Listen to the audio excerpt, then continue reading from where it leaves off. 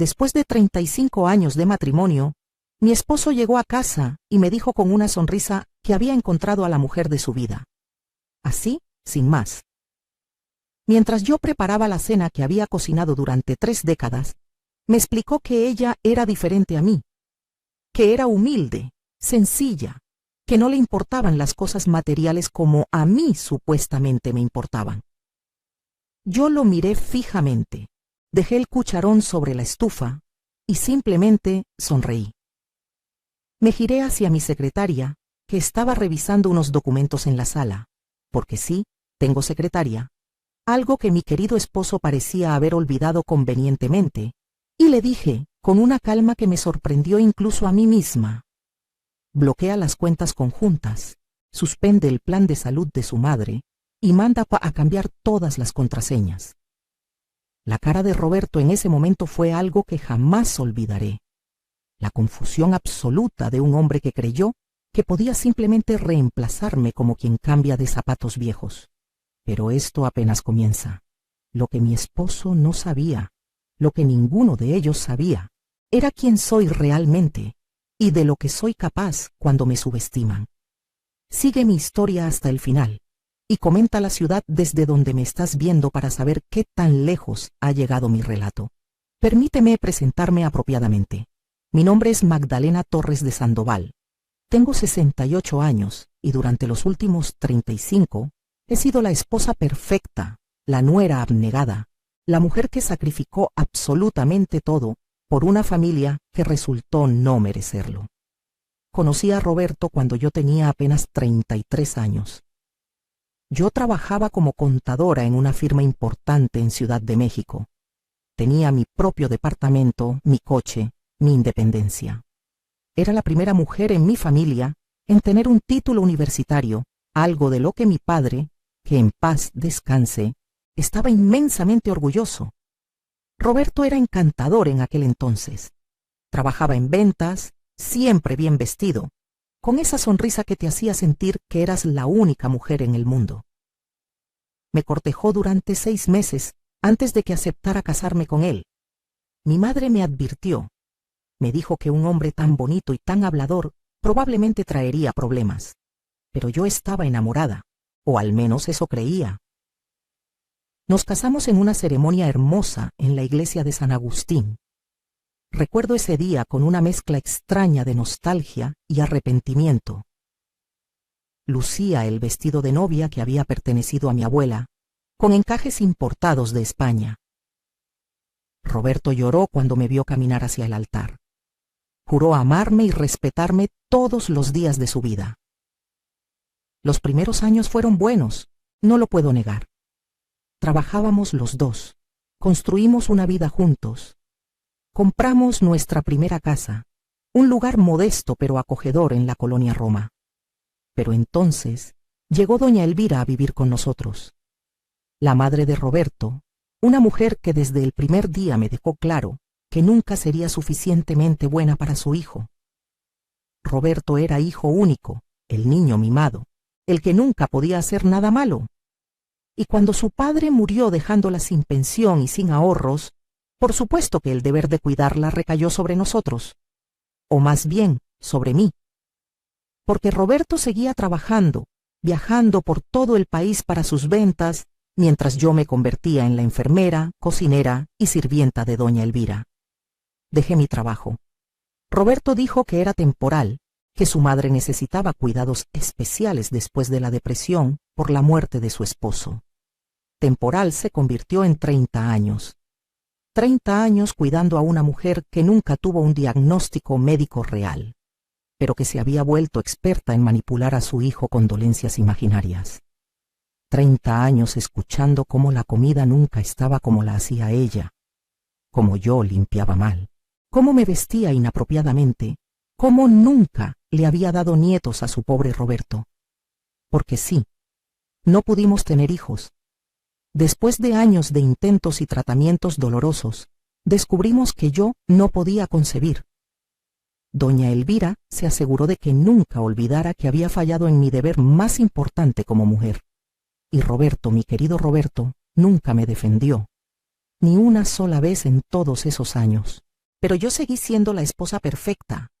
Administraba la casa, cuidaba de doña Elvira, mantenía todo impecable para cuando Roberto regresara de sus viajes de negocios. Con el tiempo, esos viajes se hicieron más largos y más frecuentes. Una semana en Guadalajara, 2 semanas en Monterrey, 1 mes en la frontera. Yo me quedaba sola con su madre, escuchando sus quejas interminables, viendo cómo mi juventud se escapaba entre sus exigencias y caprichos. Roberto llegaba cansado, estresado, y yo me aseguraba de que todo estuviera perfecto para él. Su comida favorita, su ropa planchada exactamente como le gustaba, la casa en silencio para que pudiera descansar. Nunca me quejé. Nunca le reclamé las noches solitarias, los cumpleaños que pasó fuera, los aniversarios que olvidó. Yo era Magdalena, la esposa comprensiva, la que entendía que él trabajaba duro por nosotros. Los años pasaron, y yo me fui haciendo invisible. A los 45 años me miré al espejo, y ya no reconocía a aquella mujer independiente que había sido. Mi cabello había empezado a encanecer, mi cuerpo mostraba las marcas del tiempo y del estrés. Había dejado de arreglarme, de ponerme bonita. ¿Para qué? Si Roberto casi nunca estaba y cuando estaba, apenas me miraba. Doña Elvira, por supuesto, nunca perdía oportunidad de señalar cómo me había dejado ir, cómo su Roberto merecía una esposa que se cuidara más. La ironía es que yo seguía administrando todo. Las cuentas de la casa, los gastos médicos de doña Elvira, que eran considerables a pesar de su perfecta salud, las inversiones que hacíamos con el dinero que Roberto ganaba. Él nunca tuvo cabeza para los números. Siempre fue el vendedor carismático, pero terrible, con las finanzas. Así que esa responsabilidad también cayó sobre mí, y yo la asumí, como asumí todo lo demás. Hace 5 años, doña Elvira finalmente mostró señales de deterioro real. 87 años de amargura finalmente estaban cobrando factura. Necesitaba más cuidados, más atención. Contraté enfermeras, pero ella las corría a todas. Decía que nadie la cuidaba como yo. Roberto insistía en que yo era la única que podía hacer feliz a su madre, y yo, tonta de mí, seguí sacrificándome. Mis propios problemas de salud comenzaron. Hipertensión, insomnio, dolores de espalda constantes de tanto cargar a doña Elvira. Pero mis achaques no importaban. Yo era la fuerte, la que siempre podía con todo. Entonces comenzaron los detalles extraños. Roberto, que antes era descuidado con su apariencia, empezó a preocuparse más por cómo se veía. Se compró ropa nueva sin consultarme, cosa que nunca había hecho. Comenzó a ir al gimnasio, a usar una colonia diferente. Cuando le preguntaba, decía que era por su trabajo, que tenía que verse bien para los clientes. Yo quise creerle. Luego fueron los mensajes. Su teléfono, que antes dejaba olvidado por toda la casa, ahora lo llevaba consigo incluso al baño. Sonreía cuando lo miraba, escribía rápidamente y lo guardaba cuando me acercaba. Una noche, mientras dormía, revisé su teléfono. No estoy orgullosa de haberlo hecho, pero algo en mi interior me decía que necesitaba saber. Ahí estaban. Cientos de mensajes con una tal Yesenia. Mi amor, mi cielo, no puedo esperar a verte. Fotos de ellos juntos en restaurantes, en hoteles, en lugares que yo solo conocía por fotografías. Ella era joven, quizás de 40 años, bonita de esa manera común que es fácil de encontrar. Usaba ropa ajustada, mucho maquillaje. Se tomaba esas fotos con filtros que las mujeres suben a las redes sociales. En los mensajes, Roberto era otro hombre.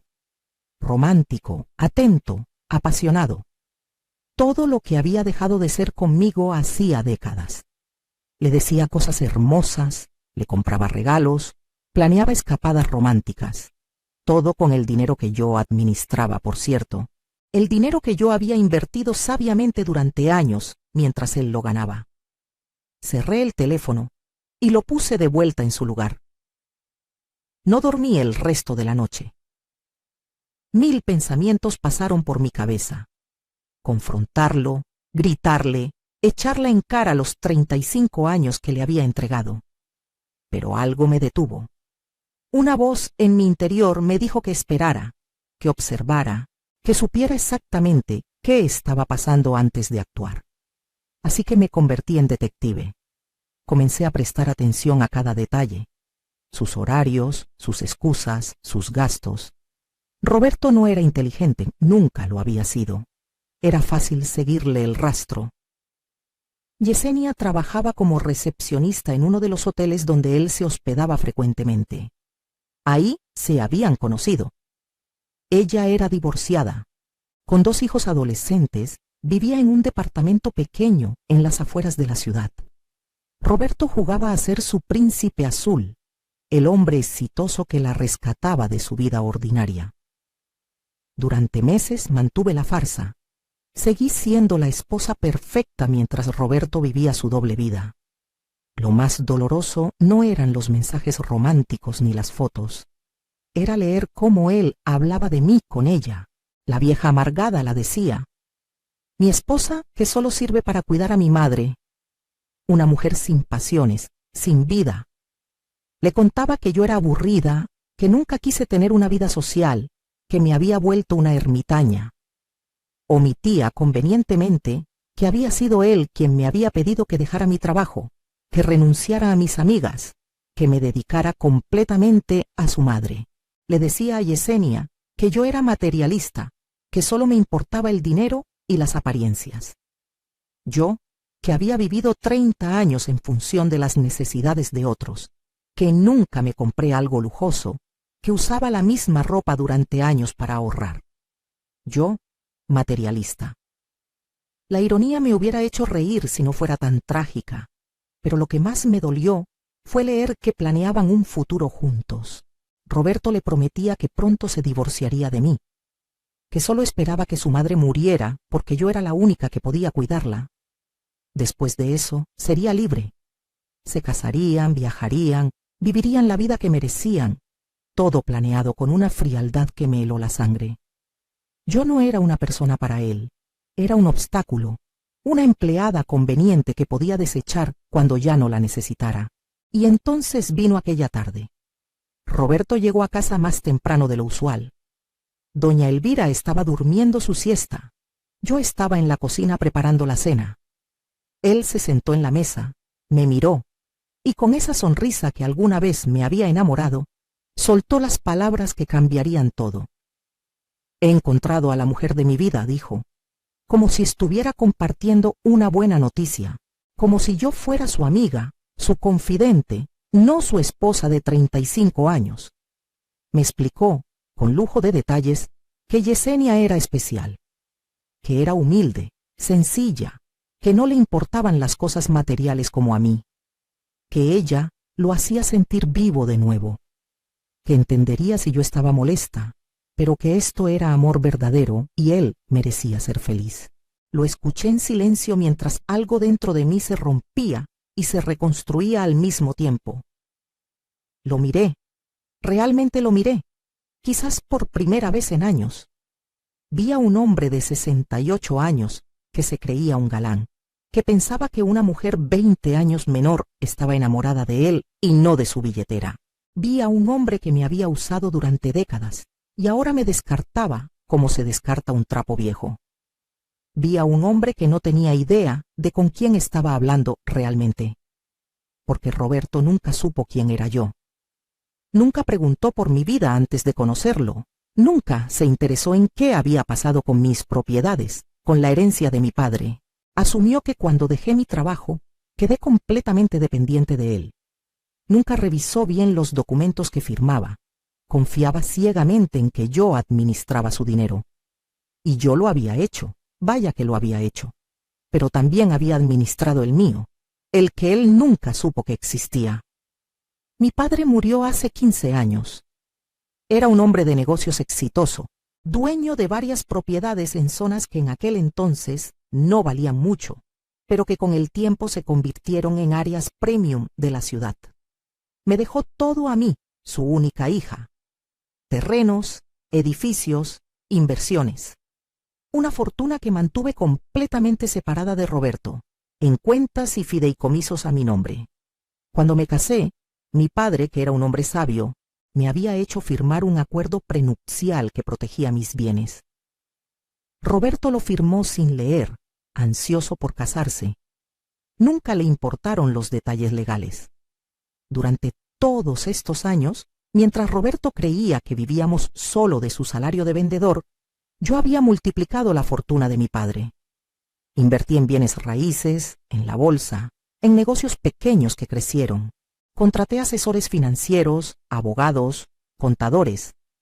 Construí un imperio silencioso que Roberto ni siquiera imaginaba. La casa donde vivíamos, esa casa que él creía que habíamos comprado juntos, estaba en realidad a mi nombre. Las inversiones que él pensaba que eran conjuntas eran mías. Yo le permitía creer que contribuía igualmente, que era el proveedor, el hombre de la casa, pero la realidad era muy diferente. Así que cuando me dijo que había encontrado a la mujer de su vida, cuando vi esa sonrisa arrogante esperando que yo llorara o suplicara, algo en mí hizo clic. Me giré hacia Patricia, mi secretaria y asesora legal, que convenientemente estaba ese día en casa, ayudándome a revisar unos documentos, y le di las instrucciones. Bloquea las cuentas conjuntas, suspende el plan de salud de doña Elvira. Cambia todas las contraseñas. Patricia, profesional como siempre, simplemente asintió y comenzó a hacer llamadas. La cara de Roberto fue transformándose de confusión a incredulidad y finalmente a pánico. ¿Qué cuentas?, tartamudeó. ¿Qué estás haciendo? Le sonreí, esa sonrisa tranquila que había perfeccionado durante años de tragarse humillaciones. Le expliqué, con una calma que me sorprendió incluso a mí, que las cuentas donde estaba todo nuestro dinero, ese dinero que él creía que era de ambos, estaban en realidad a mi nombre, que la casa era mía, que el coche que él manejaba estaba registrado bajo mi nombre, que el plan de salud premium de su madre, ese que le permitía tener enfermeras privadas y medicamentos importados, lo pagaba yo de mi cuenta personal. Roberto se puso pálido. Comenzó a gritarme que eso era imposible, que él había trabajado toda su vida, que ese dinero era de los dos. Le pedí a Patricia que le mostrara los documentos. Ahí estaba todo, en blanco y negro. Su nombre no aparecía en nada importante. Él había firmado todo lo que yo le ponía enfrente durante 35 años sin leer una sola línea. Confiaba en mí, decía siempre. Qué irónico. No puedes hacer esto, gritó. Estás loca. Le respondí con tranquilidad que podía hacer exactamente lo que quisiera con mi dinero y mis propiedades. Que si quería irse con la mujer de su vida, era libre de hacerlo, pero que lo haría con lo que realmente le pertenecía, que era prácticamente nada. Su salario de vendedor, que por cierto tampoco era tan impresionante como él le había hecho creer a Yesenia, era lo único que tenía. Todo lo demás, la casa hermosa, los coches, las inversiones, las cuentas de ahorro, todo era mío. Pero yo no iba a mostrar todas mis cartas todavía. Necesitaba que Roberto creyera que aún tenía algún poder, alguna opción. Necesitaba observar qué haría, cómo reaccionaría. Así que después del shock inicial, después de verlo balbucear y amenazar, me ablandé un poco. Le dije que quizás estaba reaccionando exageradamente por la sorpresa, que necesitaba tiempo para procesar todo esto, que tal vez podíamos hablar con calma en unos días. Roberto, desesperado por creer que aún había una salida, aceptó. Se fue de la casa esa noche, supuestamente a un hotel, pero yo sabía que correría directo a los brazos de Yesenia, y efectivamente lo hizo. A través de mis propios recursos, porque sí, también había contratado a un investigador privado semanas atrás. Supe que llegó al departamento de ella hecho un manojo de nervios. Le contó todo, que su esposa loca había bloqueado las cuentas, que estaba siendo irracional, que esto era temporal. Le prometió que todo se arreglaría, que pronto estarían juntos con todo el dinero que le correspondía de la sociedad conyugal. Pobre Yesenia. Ella, que pensaba que había pescado a un hombre rico, De repente se encontraba con un señor de 68 años, sin un peso en el bolsillo. Los reportes del investigador eran casi cómicos. Yesenia comenzó a presionarlo. Necesitaba que resolviera la situación pronto, porque ella tenía gastos. Sus hijos necesitaban cosas. El romanticismo se evaporó rápidamente cuando el dinero dejó de fluir. Roberto intentó usar sus tarjetas de crédito y descubrió que todas estaban canceladas. Intentó sacar dinero de los cajeros y las cuentas estaban vacías. Llamó a Patricia intentando intimidarla con abogados, pero ella, con su profesionalismo impecable, le informó que todo estaba en perfecto orden legal y que cualquier intento de reclamar lo que no le pertenecía sería combatido con todo el peso de la ley. Mientras tanto, yo seguí con mi vida normal. Cuidaba a doña Elvira, quien por supuesto estaba escandalizada con la situación, pero no tanto como para defender a su nuera. Mantenía la casa impecable, pero por las noches, cuando todos dormían, trabajaba en mi plan. Contraté a los mejores abogados de divorcio de la ciudad. Reuní evidencia de la infidelidad de Roberto, no que la necesitara legalmente, ya que todo estaba a mi nombre, pero quería tenerla. Documenté cada peso que él había gastado en Yesenia, cada regalo, cada cena, cada noche de hotel. Todo salía de las cuentas conjuntas que yo administraba, así que técnicamente había usado mi dinero para mantener a su amante. Revisé cada documento que habíamos firmado en 35 años de matrimonio. El acuerdo prenupcial seguía siendo válido y contundente. Nada de lo que yo había traído al matrimonio o ganado durante el mismo le pertenecía a él. México tiene leyes de sociedad conyugal, pero nosotros nos habíamos casado bajo separación de bienes gracias a la insistencia de mi padre. Roberto había firmado alegremente, sin entender las implicaciones. Contacté a mis asesores financieros y les pedí un reporte completo de mi patrimonio. Las cifras eran impresionantes incluso para mí. Las propiedades que heredé de mi padre ahora valían 20 veces más. Mis inversiones habían crecido exponencialmente. Tenía varios negocios productivos. Yo no era solo rica, era muy rica. Y Roberto no tenía idea. También investigué a fondo a Yesenia. Resultó que la humilde y sencilla mujer que no se preocupaba por lo material tenía deudas considerables. Tarjetas de crédito al máximo, préstamos personales, hasta debía rentas atrasadas. Había estado usando a Roberto como su boleto de salida de sus problemas financieros. Los regalos que él le daba, ella los vendía. El dinero que él le daba para ayudar con sus hijos, pagaba deudas. Ella no estaba más enamorada de él de lo que él estaba realmente enamorado de ella. Era una transacción, y ambos eran lo suficientemente tontos como para no verlo. Patricia me sugirió que simplemente procediera con el divorcio y terminara con esto rápidamente. Podía tenerlo todo listo en semanas, pero yo no quería rápido. Quería que Roberto entendiera, realmente entendiera, lo que había perdido. Quería que Yesenia viera la realidad de su príncipe azul sin dinero. Quería que doña Elvira experimentara cómo sería la vida sin mí cuidándola. Así que esperé. Dejé que pasaran las semanas. Roberto intentó volver a casa varias veces. Llegaba con flores compradas con quién sabe qué dinero, con disculpas elaboradas. Decía que había sido un tonto, que Yesenia no significaba nada, que yo era el amor de su vida. Yo lo escuchaba con esa misma sonrisa tranquila. Le ofrecía café, nos sentábamos a hablar como viejos amigos. Él creía que me estaba convenciendo, que poco a poco yo cedería. No sabía que cada visita era grabada por las cámaras de seguridad que había instalado discretamente por toda la casa. No sabía que cada promesa que me hacía y luego rompía cuando volvía con Yesenia estaba siendo documentada. Lo dejé creer que tenía esperanza. Mientras tanto, doña Elvira empeoró. Sin su plan de salud premium, dependía del servicio público. Las enfermeras ya no venían a casa. Los medicamentos importados fueron reemplazados por genéricos.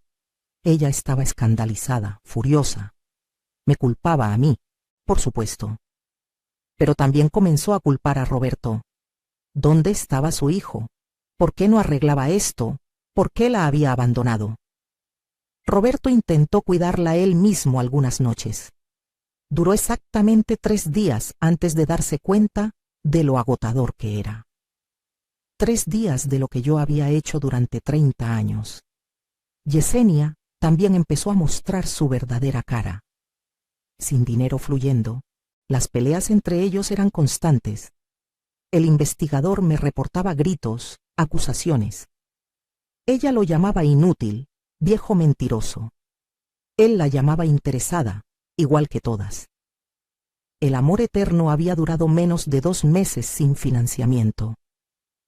Yo observaba todo esto como quien ve una telenovela, excepto que esta era mi vida y yo ahora tenía el control del guión. Comencé a salir más. Me arreglaba, iba a la peluquería, me compraba ropa nueva. Patricia me convenció de unirme a un club social de mujeres empresarias. Ahí conocí a otras mujeres increíbles, fuertes, independientes. Mujeres que habían construido imperios, que viajaban solas, que vivían la vida en sus términos. Me di cuenta de cuánto me había perdido encerrada en esa casa, cuidando a una suegra manipuladora y a un marido ingrato. Una de esas mujeres, Silvia, se convirtió en mi amiga. Tenía 72 años y acababa de regresar de un viaje por Europa. Me mostró fotos de París, de Roma, de Barcelona, lugares que yo solo había visto en revistas. Me dijo algo que se me quedó grabado. Magdalena, la vida no se acaba a los 60. De hecho, puede ser que apenas comiences si te atreves a vivirla. Esas palabras resonaron en mí.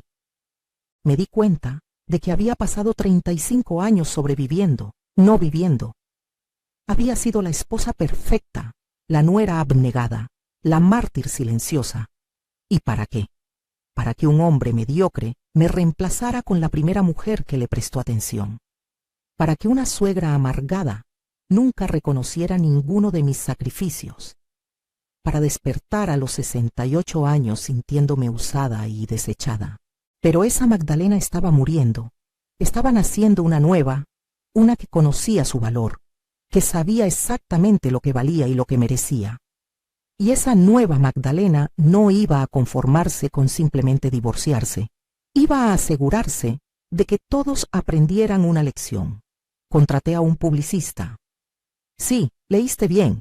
Le pedí que organizara un evento, una cena benéfica para recaudar fondos para el asilo de ancianos local. Renté el salón más elegante de la ciudad. Invité a gente importante, empresarios, políticos, artistas. También me aseguré de que la prensa estuviera ahí. Y por supuesto, invité a Roberto y a doña Elvira. Roberto estaba confundido pero halagado. Pensó que era mi forma de demostrarle que aún éramos una pareja de alto nivel, que yo estaba reconsiderando todo. Doña Elvira, vanidosa como siempre, no podía resistir la oportunidad de codearse con gente importante. Lo que ninguno de los dos sabía era que esa noche yo revelaría exactamente quién era Magdalena Torres, no de Sandoval, sino Torres, la heredera de uno de los apellidos más respetados del sector inmobiliario de la ciudad. Esa noche revelaría mi fortuna, mis logros, mi verdadera identidad, que había mantenido oculta bajo el disfraz de esposa sumisa durante décadas. La noche del evento llegó. Yo lucía espectacular. Había ido al mejor salón de la ciudad. Mi cabello, que había dejado encanecer naturalmente, ahora estaba cortado en un estilo elegante y moderno. Usaba un vestido de diseñador que Patricia me ayudó a escoger, joyas que habían pertenecido a mi madre, tacones que no me ponía hace años. Cuando llegué al evento, las cabezas voltearon. Roberto ya estaba ahí, incómodo en un traje que se veía barato comparado con los de los otros asistentes. Doña Elvira estaba sentada en su silla de ruedas, que realmente no necesitaba, pero que usaba para conseguir simpatía. La cara de Roberto cuando me vio fue de asombro absoluto. No me reconocía. Me acerqué a ellos con una sonrisa radiante. Roberto intentó tomarme del brazo, hacer como que éramos el matrimonio feliz. Yo me solté amablemente y me fui a saludar a los otros invitados, dejándolo parado ahí como un tonto. La cena transcurrió normalmente. Buena comida, conversaciones agradables. Roberto intentaba participar en las conversaciones, pero era obvio que estaba fuera de lugar. Estos eran empresarios reales, gente de dinero y poder. Él era solo un vendedor de clase media que se había creído más importante de lo que era. Luego llegó el momento de los discursos. El organizador del evento, un amigo de mi padre que me conocía desde niña, tomó el micrófono. Agradeció a todos por venir y luego comenzó a hablar de mí. Señoras y señores, esta noche están aquí gracias a la generosidad de una mujer extraordinaria. Una mujer que ha preferido trabajar en las sombras, que ha construido un imperio de negocios mientras mantenía un perfil bajo. Una mujer que esta noche ha decidido salir de esas sombras y tomar su lugar como la líder empresarial que es. Permítanme presentarles a Magdalena Torres, presidenta de Grupo Torres Inmobiliaria Filántropa y una de las mujeres más ricas de esta ciudad. El salón estalló en aplausos. Yo me levanté y caminé hacia el podio. No miré a Roberto, pero podía sentir su shock desde donde estaba. Tomé el micrófono y agradecí a todos por venir. Hablé de mi padre, de cómo me enseñó el valor del trabajo duro y la importancia de ayudar a otros. Hablé de los proyectos que mi empresa estaba desarrollando, de las inversiones en la comunidad, de los planes futuros. Proyectaron en una pantalla gigante mi portafolio de propiedades. Edificios, terrenos, desarrollos comerciales. Cada imagen valía millones. Hablé de mis inversiones en tecnología, en startups exitosas, en proyectos sustentables. Los números eran impresionantes incluso para esa audiencia acostumbrada al dinero. Y luego, solo entonces, mencioné mi vida personal. Hablé de cómo durante 35 años había elegido mantener mi vida profesional separada de mi vida matrimonial. Cómo había preferido ser simplemente la esposa y la nuera, sin que nadie supiera de mis logros empresariales. Pero que ahora, en esta nueva etapa de mi vida, había decidido que era tiempo de ser completamente yo misma. Miré directamente a Roberto cuando dije: a veces dedicamos nuestras vidas a personas que nunca valoraron nuestros sacrificios. Personas que nos vieron como sirvientas, no como compañeras. Personas que creyeron que sin ellos no éramos nada. Pero la verdad siempre sale a la luz. Y la verdad es que yo nunca los necesité. Ellos me necesitaban a mí. El silencio en el salón era absoluto. Todos entendieron a quién me refería. Roberto estaba blanco como papel. Doña Elvira tenía la boca abierta. Anuncié que estaba donando 1 millón de pesos al asilo esa noche. La cantidad era más de lo que Roberto había ganado en los últimos 5 años juntos. Los aplausos fueron ensordecedores. Después del discurso, fui rodeada por gente que quería hablar conmigo. Empresarios que querían hacer negocios, periodistas que querían entrevistas, personas que simplemente querían conocer mi historia. Roberto intentó acercarse varias veces, pero siempre había alguien más importante hablando conmigo. Finalmente, cuando el evento estaba terminando, se paró frente a mí. «Necesitamos hablar», dijo con voz temblorosa. «Claro», respondí con una sonrisa. «Mañana a las 10 en mi oficina. Patricia te enviará la dirección». Por primera vez en 35 años, yo establecía los términos. Yo decidía cuándo, dónde y cómo hablaríamos. Roberto asintió derrotado y se fue llevando a doña Elvira, que no había dejado de lanzarme miradas de odio puro. Esa noche dormí mejor de lo que había dormido en años. A la mañana siguiente, Roberto llegó puntual a mi oficina. Mis oficinas, debería decir, porque ocupaban todo un piso de un edificio en la zona financiera más exclusiva de la ciudad. Él nunca había estado ahí. Nunca supo que existían. Entró como ratón asustado, mirando los muebles de diseñador, las obras de arte originales en las paredes, las vistas panorámicas de la ciudad. Patricia lo recibió con profesionalismo frío y lo guió a mi oficina privada. Yo estaba sentada detrás de mi escritorio de caoba importada, revisando unos documentos. Lo dejé esperar unos minutos antes de levantar la vista. «Buenos días, Roberto», le dije. «Siéntate, por favor». Él se sentó en la silla frente a mi escritorio, luciendo pequeño y fuera de lugar. «Magdalena», comenzó, pero yo levanté la mano. «Permíteme hablar primero», dije. «He preparado algo para ti». Patricia entró y le entregó una carpeta. «Ábrela», le indiqué. Roberto abrió la carpeta con manos temblorosas. Adentro estaban los papeles de divorcio ya listos para firmar. También había un inventario completo de todos los bienes matrimoniales, que básicamente mostraba que todo estaba a mi nombre. Había fotografías de él y Yesenia juntos, extractos bancarios mostrando los gastos en ella, registros de hoteles, mensajes de texto. Pero eso no era todo. También había un sobre especial. «Ábrelo», le dije señalando el sobre. Adentro había un cheque, por la cantidad exacta de lo que él había ganado y aportado a la casa durante nuestros 35 años de matrimonio. Lo había calculado meticulosamente, cada peso. «Ese es tu dinero, Roberto», le expliqué. «Eso es lo que trabajaste y ganaste durante nuestro matrimonio. Es tuyo, te pertenece. Nunca tuve intención de quitarte lo que honestamente ganaste». Él miró el cheque. La cantidad era considerable para una persona normal, pero ridícula comparada con mi fortuna. «Todo lo demás», continué, «la casa, los coches, las inversiones, eso es mío. Siempre fue mío. Tú firmaste un acuerdo prenupcial de separación de bienes. No tienes derecho a nada de lo mío». Roberto intentó hablar, pero yo no había terminado. «Sobre tu madre», dije, «ella ya no es mi responsabilidad. Si quieres que tenga el plan de salud premium, eres libre de pagárselo con tu dinero. Si quiere quedarse en la casa, que es mi propiedad, tendrá que pagar renta. O puede irse a vivir contigo, donde sea que eso sea ahora. Creo que te estás quedando con Yesenia, ¿verdad?»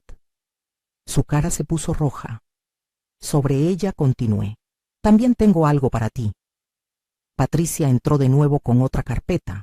Esta contenía el reporte completo del investigador sobre Yesenia.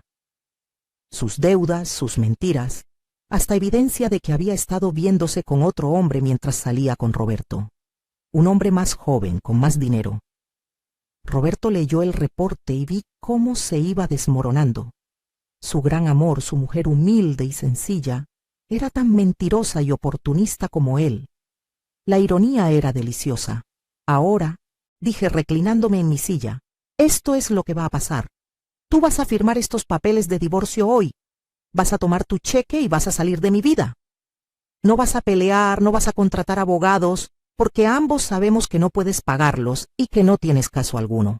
Vas a sacar a tu madre de mi casa en una semana. Y nunca, nunca más vas a contactarme a menos que sea a través de mi abogada para asuntos estrictamente legales». Roberto tenía lágrimas en los ojos. «Magdalena, por favor», comenzó. «Los 35 años, nuestro matrimonio, tiene que significar algo». Lo miré sin una pizca de lástima. Significó 35 años de mi vida dedicados a un hombre que nunca me valoró.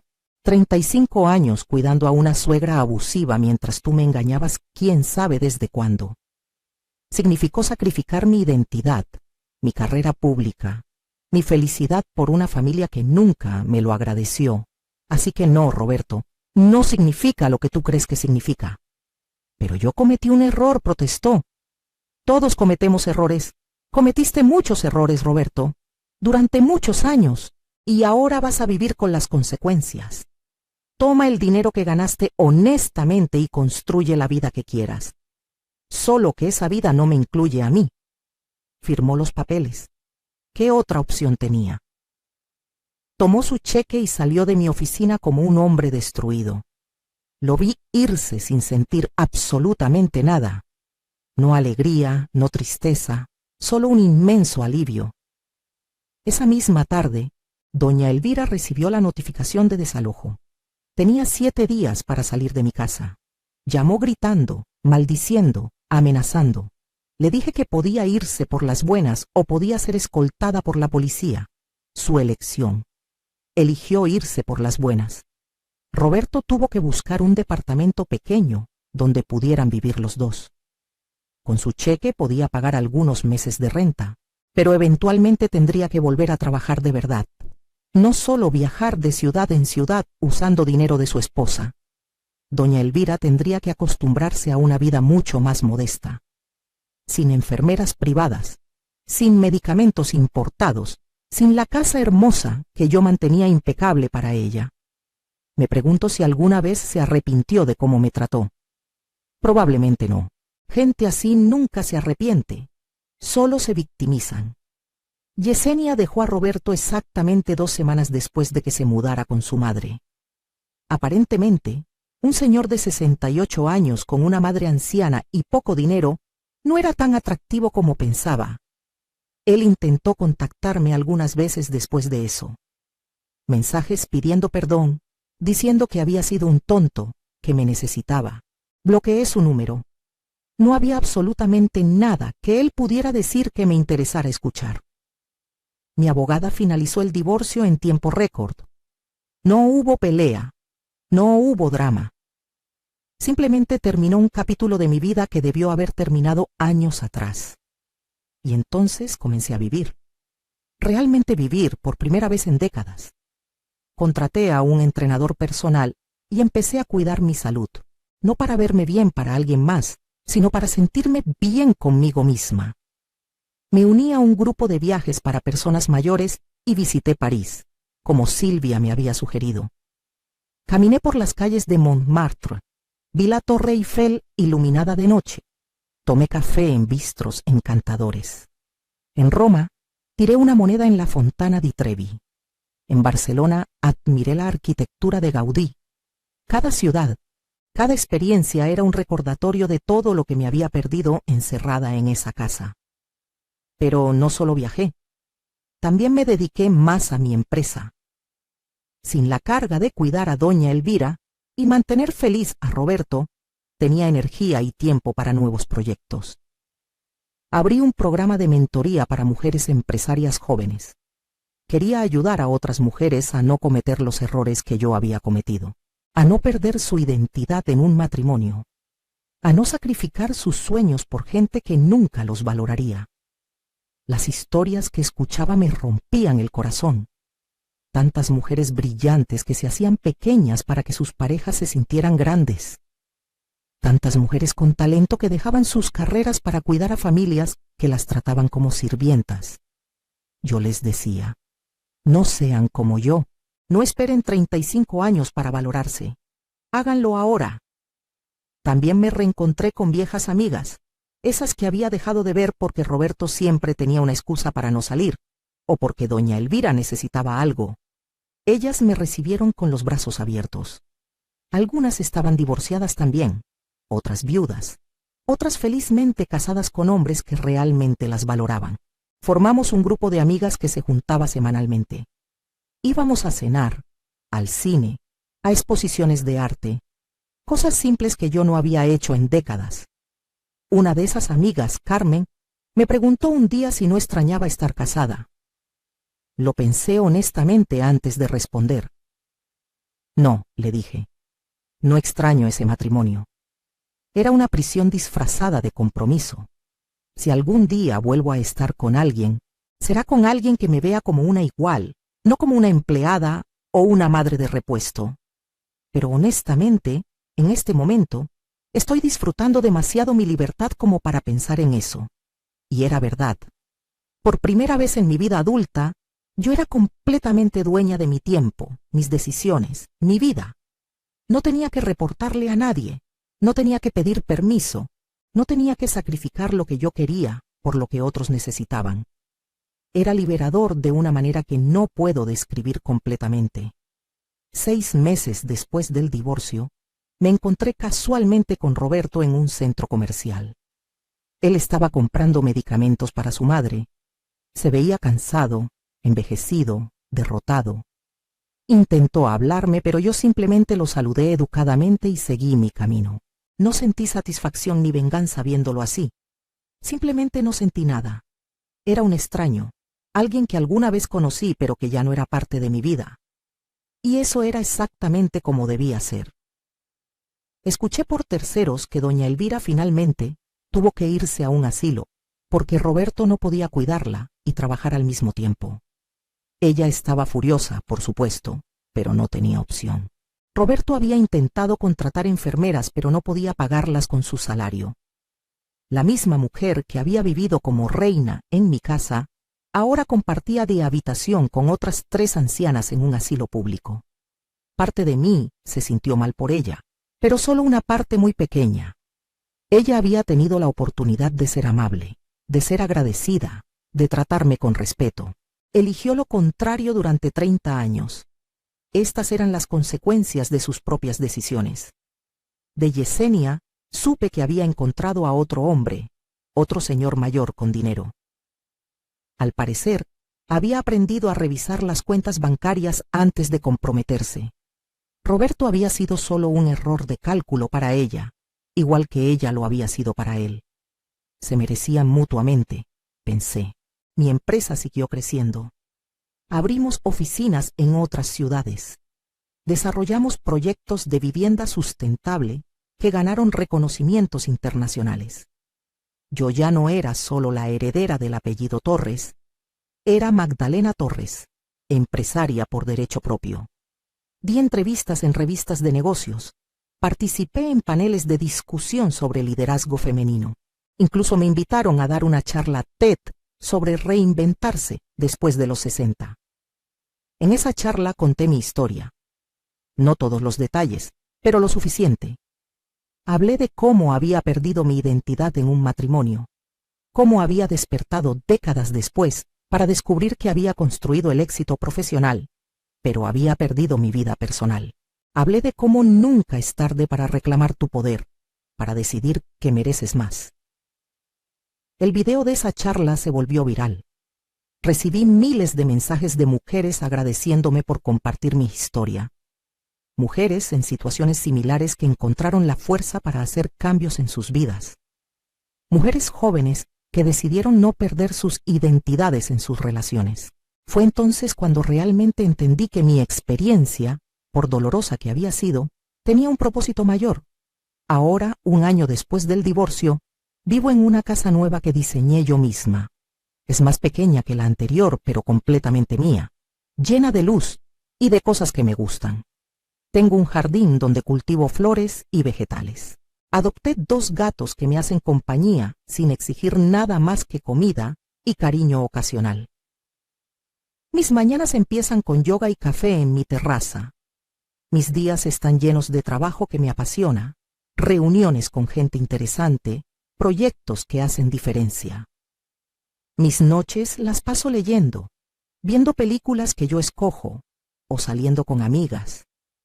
No hay nadie criticando lo que cocino, cómo me visto o cómo administro mi tiempo. Hace unas semanas en una cena benéfica conocí a un hombre interesante, arquitecto, viudo, de 70 años. Hablamos de diseño, de viajes, de libros. Me pidió mi número. Yo se lo di, pero le dejé claro que no estaba buscando nada serio. Solo compañía ocasional si acaso. Él sonrió y dijo que eso le parecía perfecto, porque él tampoco quería complicarse la vida a su edad. Hemos salido a cenar un par de veces. Es agradable tener conversaciones intelectuales con alguien, pero no estoy apurada. No necesito un hombre para completarme. Ya estoy completa. Esa es quizás la lección más importante que aprendí de todo esto. Pasé 35 años creyendo que mi valor venía de ser una buena esposa, una buena nuera, de sacrificarme por otros. Pero mi valor siempre estuvo en mí misma, en mi inteligencia, mi trabajo duro, mi capacidad de construir y crear. No necesitaba que Roberto me validara. No necesitaba que doña Elvira me apreciara. Yo era valiosa con o sin su aprobación. Ojalá hubiera aprendido esto antes. Ojalá la Magdalena de 33 años hubiera sido tan fuerte como la Magdalena de 68. Pero no puedo cambiar el pasado. Solo puedo vivir el presente y construir el futuro. Y eso es exactamente lo que estoy haciendo.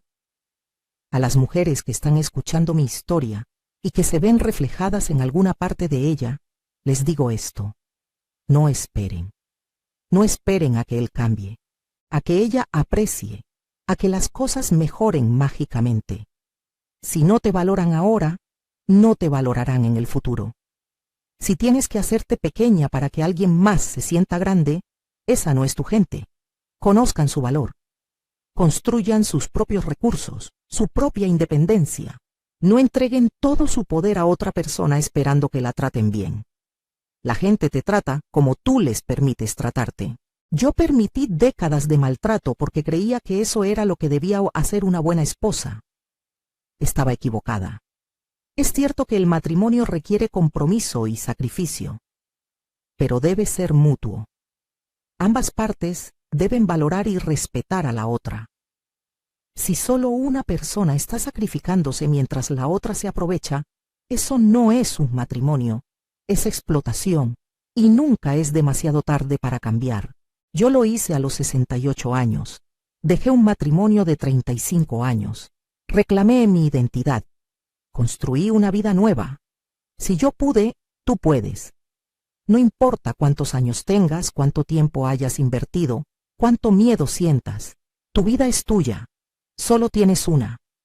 No la desperdicies siendo la versión pequeña de ti misma que otros necesitan que seas. Sé la versión completa, poderosa, auténtica que mereces ser. El día que firmé los papeles de divorcio, Patricia me preguntó cómo me sentía. Le dije que sentía como si hubiera estado conteniendo la respiración durante 35 años y finalmente pudiera exhalar. Es exactamente así. Ahora respiro libremente. Ahora vivo plenamente. Ahora soy completamente yo. Y Roberto, doña Elvira y Yesenia son solo personajes en un capítulo cerrado de mi historia. Un capítulo que me enseñó lecciones valiosas, pero que ya terminó. Los nuevos capítulos son míos para escribir como yo quiera. Y créeme, van a ser espectaculares. Porque ahora sé quién soy, sé lo que valgo, y sé exactamente lo que merezco. Nunca más me conformaré con menos. Así que a Roberto, que me cambió por una versión más joven y supuestamente más humilde, le digo gracias. Gracias por mostrarme exactamente quién eras. Gracias por liberarme de una vida que me estaba consumiendo. Gracias por ser tan predecible y torpe que hiciste fácil el divorcio. Gracias por subestimarme tanto que nunca viste venir lo que pasó. Y a doña Elvira, que me trató como sirvienta durante 30 años, también gracias. Gracias por mostrarme que no importa cuánto te sacrifiques por alguien que no quiere verte, nunca será suficiente. Gracias por enseñarme que algunas personas simplemente no tienen la capacidad de apreciar. Gracias por hacerme tan fuerte que cuando finalmente decidí irme, nada podía detenerme. A Yesenia ni siquiera tengo que decirle nada. Su propia avaricia y superficialidad la llevaron exactamente donde merecía estar. Siguió buscando a su príncipe azul en hombres mayores con billeteras llenas, sin darse cuenta que lo que necesitaba era trabajar en sí misma. No siento lástima por ella. Cada quien hace su camino, pero sobre todo, me doy gracias a mí misma. Gracias, Magdalena, por ser tan fuerte todos esos años, incluso cuando no te sentías fuerte. Gracias por administrar tan bien el dinero que heredaste de tu padre. Gracias por nunca perder completamente tu identidad, por mantener esa parte de ti escondida pero viva. Gracias por finalmente tener el valor de salir de las sombras y reclamar tu lugar. Gracias por elegirte a ti misma finalmente. Ahora tengo planes.